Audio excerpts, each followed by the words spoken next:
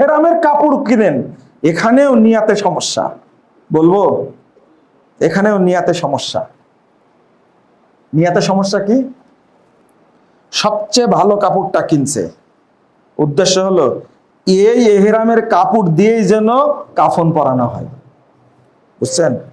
এটা নিয়ে যাবে মক্কায়, এটা হজ উমরা করার পরে এই কাপড়টা জমজমের পানি দিয়ে ধুবে, ধুয়ে আতর মাখায়া খুব সুন্দর করে ক্যালেন্ডার করে একবার আয়রন করে বউকে বলবে রেখে দাও সুকেসের মধ্যে, মারা যাওয়ার পরে এইটা বের করে এটা দিয়ে আমি কাফন দিও। হজ বাংলাদেশে আছে, ও বিমানবন্দরেও যায়নি। কি চিন্তা করেছে? এহরামের কাপড়ের কোনো 5 পয়সা দাম আছে বলেন তো দেখি? হজ শেষ, হাজিরা দেখে কত এহরামের কাপড় রাস্তার দ্বারা ফেলে রাখছে। আর আপনি কি নিয়াত করে গেছেন সবচেয়ে ভালো কাপড়টা, কারণ হলো এটাই মরার সময় কি কাফন পরানো হবে।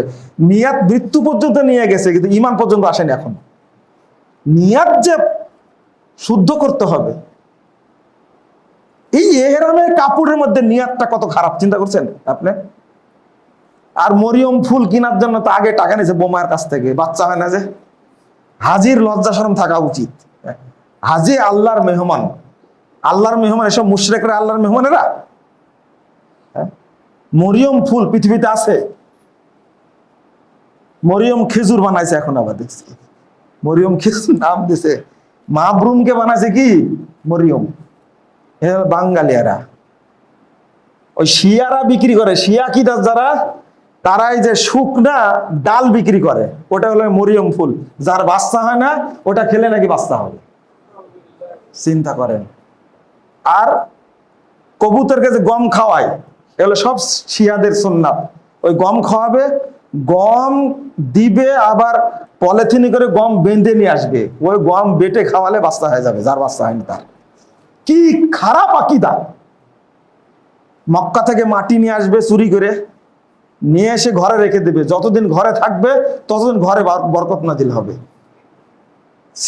যদি মক্কার ঘরে যে পাথরটা আছে এর যদি গুরুত্ব থাকতো, তাহলে মক্কার লোকেরা পাথর রাখতো।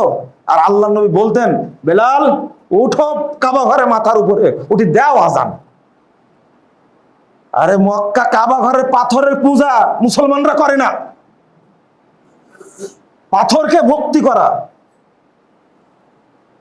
ওমর রাদিয়াল্লাহু আনহু বলছেন, ইন্নাকা হাজার, এই তুই পাথর মাত্র। হাজরে আসওয়াদের এত গুরুত্ব, তাকেই বলছেন ইন্নাকা হাজার, তুই পাথর মাত্র। লাউলা রাআইতুন নবী সাল্লাল্লাহু আলাইহি ওয়া সাল্লাম মা ক্বাব্বালতুক, আমি যদি আল্লাহ নবীকে না দেখতাম তোমাকে চুম্বন করতে, আমি উমর তোমাকে চুম্বন করতাম না। কি তাওহীদের হুঙ্কার, চিন্তা করতে পারছেন?